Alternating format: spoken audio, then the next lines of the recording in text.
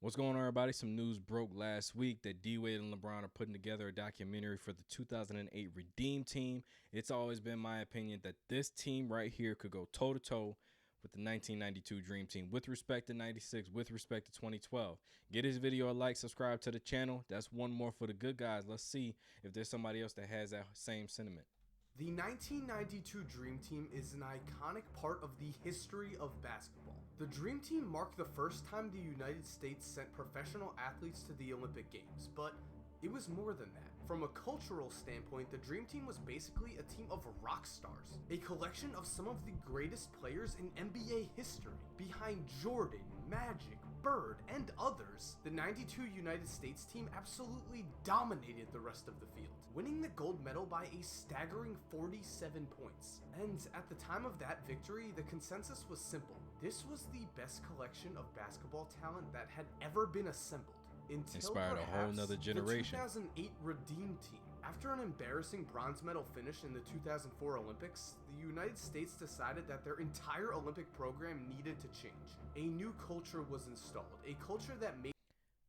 And I don't know if he'll get to this in a video, but let's point out the fact that the 1992 Dream Team is responsible for a whole nother generation of European players making their way into the NBA, responsible for the dominance, okay, that we see from United States basketball. That level was set by the 1992 Dream Team. Even though, you know, they won gold medals on the amateur level, you know, many years before. Once it became professional basketball, you know, where they were allowed into the Olympics, they set that standard. So they're responsible for the last, 30 years of amazing basketball that we've seen worldwide. So a lot of credit has to be given to this 1992 Dream Team on a historic level.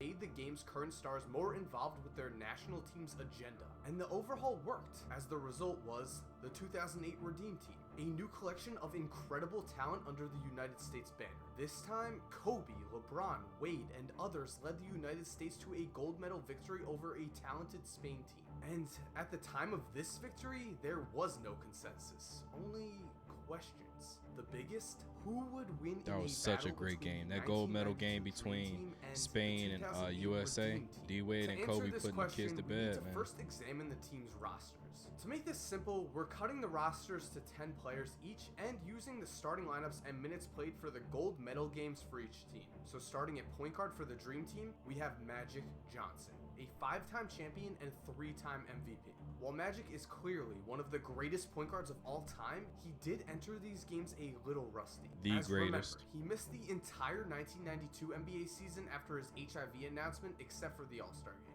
At shooting guard, we have the Dream Team's biggest strength, and in his prime, Michael Jordan. Jordan is fresh off a 92 season in which he averaged 30 points per game, won the MVP, and led the Bulls to their second NBA championship, which helps the Dream Team out a lot because some of their stars, such as Magic and Bird, will not be in their primes for this game, which means that Jordan will be the centerpiece of the Dream Team's offense. At small forward, Jordan's partner in crime on the Bulls finds himself again sharing the court with MJ. In 1992, Scottie Pippen finished as a member of the second team All-NBA as well as the first team All-Defense. So he provides this team with a lockdown defender who can guard every position on the court. At power forward, Karl Malone is given the chance to actually win a big basketball game for once in his career. Sorry for the cheap shot, Karl. Disrespectful. The mailman does provide the Dream Team with an awesome scoring presence at the 4 spot. As in 1992, Malone averaged 28 points per game and was first team All-NBA. And at center, Patrick Ewing provides a live body for the Redeem Team to dunk over. Just kidding, Patrick. Also disrespectful. But anyway, Ewing does provide his team with another great scoring threat down low, as well as a defensive weapon, as he averaged around 3 blocks a game in 1992. The bench for the Dream Team will consist of Clyde Drexler, Chris Mullin, Larry Bird, Charles Barkley, and David Robinson, as Leitner and Stockton are left off the roster because they played the least amount of minutes in the Olympics. With that said, this bench does provide the Dream Team with some extra offensive firepower. Clyde Drexler, fresh off a season in which he averaged 25 points per game, is ready to come in and be a spark if the starters stall. Chris Mullin is the best shooter on the roster, a fact he proved by knocking down a team-high 14 of his 26 three-point attempts during the Olympics. Charles Barkley fulfills the team's need for a sixth man, as Chuck is both one of the best rebounders on the team and one of its best scorers, averaging a team-high 18 points per game in the Olympics while shooting 8 for 9 from 3. At backup center, the Admiral gives the team another huge defensive presence, as in 1992 he recorded a league-high 4.5 blocks per game, and rounding out the bench is Larry Bird. While Bird is a basketball legend, 1992 was his last season as a pro, due to a career-ending back injury. Still, Bird will provide this team with some high IQ plays when he's able to get on the court, and his trash-talking skills in this game will be unmatched. And facing off against the 1992 Dream Team is, of course, the 2008 Team Team. Starting at point guard, Jason Kidd is the man to start the games. But remember, Kidd was 34 in 2008, so his minutes were limited. In fact, he only played 11 minutes in the gold medal game, so look for Chris Paul to play long stretches. The shooting guard for this team is Kobe Bryant, who matches up against the man who he has always wanted to play. And what a matchup it will be, because like I said before, Jordan is in his prime and so is Kobe. In 2008, Kobe won his only MVP while averaging 28 points per game and leading his Lakers to the NBA Finals, which means that in this battle between the Dream Team and Redeem Team, the number one storyline will be the matchup between Kobe Bryant and Michael Jordan. At small forward, LeBron James provides his team with an all-around superstar. In the 2008 season, King James averaged 30 points per game to go along with 8 rebounds and 7 assists. Monster numbers from one of the game's all-time great players. And with Carmelo Anthony at power forward, the Redeem Team gives itself another awesome scorer and three-point threat in its starting lineup.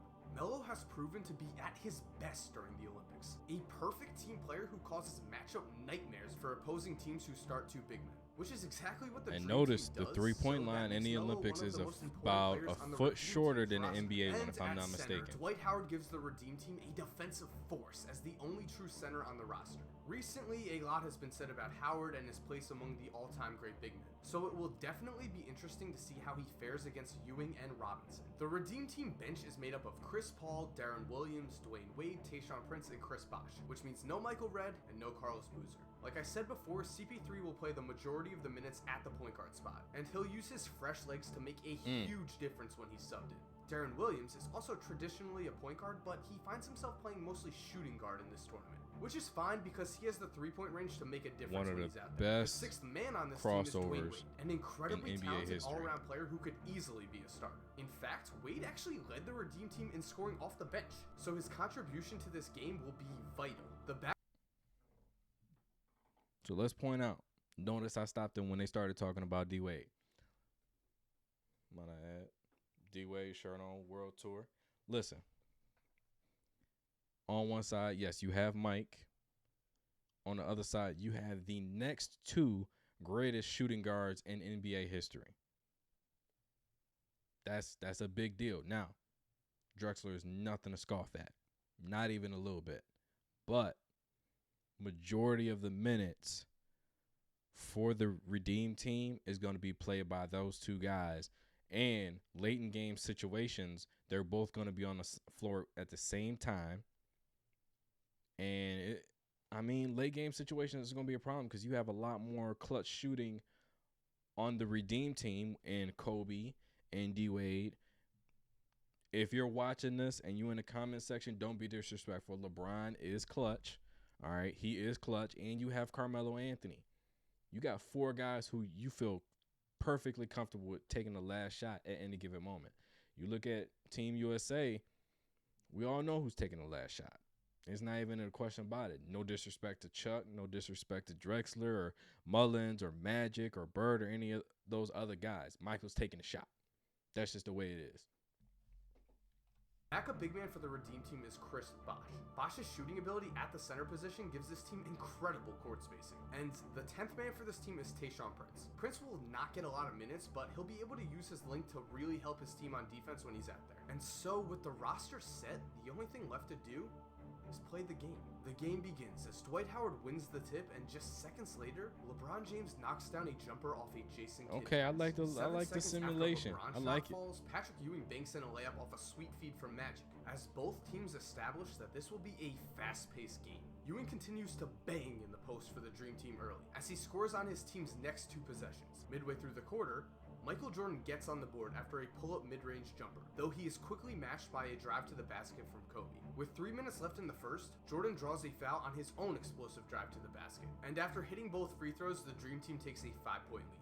Then enter Deron Williams. Williams comes into the game for the first time and quickly scores off a LeBron James pass. He then knocks down a jumper near the 3-point line, and on his team's final possession of the quarter, he takes a step back and knocks down a 3. The Redeem team leads by 2 after they got the D. Will first, going but off. it's still anyone's game. In the second, both teams' benches prove that they are ready for this huge moment. Chris Bosh knocks down a long jumper, then scores off a pass from Wade. Barkley hits a long jumper of his own, and then Chris Mullin hits a shot with his foot on the line. And while both teams' benches do perform well, the hero of this quarter proves to be Scottie Pippen. Pippen ends up with 3 steals in just the second quarter to go along with 8 points, as he takes advantage of a LeBron James rest to score on several drives. The quarter ends on a Kobe Bryant layup followed by a Jason Kidd 3-pointer, though it's not enough, as heading into the locker room, the Dream Team holds a 1-point lead. The second half starts with a scoring explosion from Jordan. He throws down an incredible dunk, converts on a turnaround jumper, and then makes an athletic layup to give his team a 7-point lead. This lead is short-lived, however, as Kobe hits a turnaround jumper of his own, and then LeBron knocks down a 3 from deep. With a chance to even the score, Melo scores off a long jumper from an isolation play, again proving that these teams are incredibly well matched. On the next possession, Magic fakes a pass and takes a rare shot from him in this game, scoring on an impressive runner. On the other end, proving he's not overmatched, Dwight picks up several offensive rebounds and turns them into baskets, giving his team a 3-point lead with 2 minutes left in the third. Meanwhile, Bosh again proves his worth for the Redeem Team, hitting another long jumper, though he's quickly matched by Jordan. And after a Clyde Drexler free throw with 3 seconds left, the Dream Team takes a 3-point lead into the final period and looks to take control of the game. And so, the fourth quarter begins with a renewed intensity from both teams. Dwight quickly throws down a monster dunk off an assist from Kidd, followed by Ewing connecting on a hook shot near the basket. With 9 minutes left, Charles Barkley gets the ball in the post and muscles his way inside. His finish gives the Dream Team a 10-point lead, but the Redeem Team has plenty of fight left in them. Dwyane Wade continues to be a scoring phenom off the bench, converting on 2 drives to the basket. He then shows that his playmaking skills are also elite, as he finds Chris Paul on a nice cut, and then assists on an open Kobe 3 to cut the lead to 5.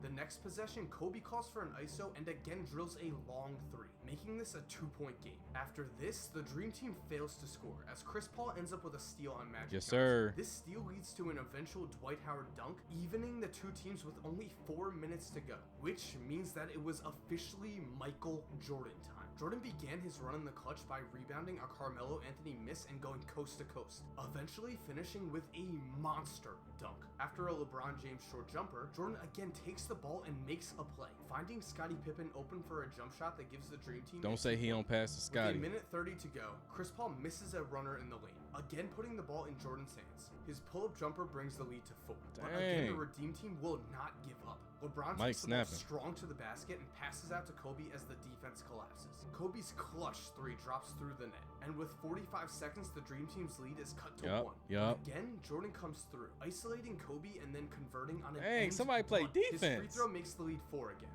and the Dream Team needs a basket and fast. LeBron tries to find Kobe, but the defense is smothering him. So instead, LeBron's forced to take the ball to the basket again, though this time the Dream Team's defensive pressure is just too much. LeBron forces a tough shot and misses. Oh, he would have made that. All the Dream Team needs to do is make their free throws to put away the game, which they do. Which means in the end, the Dream Team defeats the Redeem Team by 4 points. Looking at the box score, Michael Jordan had an incredible performance, proving that even in a game full of stars, he still shined.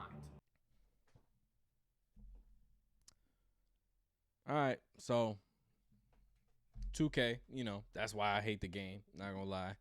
Always cheating. 4-point edge to the Dream Team, 114, 110. Mike goes crazy. LeBron, Kobe, they go crazy. Dwight showed up, which is nice. D-Wade put in his work. Hey, that's not how I would have did it. But, you know, it piques the imagination. Gets the imagination going because that's something we'll never see. But I look forward to all the untold stories, all the never before seen footage, memories of Kobe, Wade, LeBron, Melo, the crew, the Redeem Team, October, Netflix. Get this video a like, subscribe to the channel. That's one more for the good guys. We out.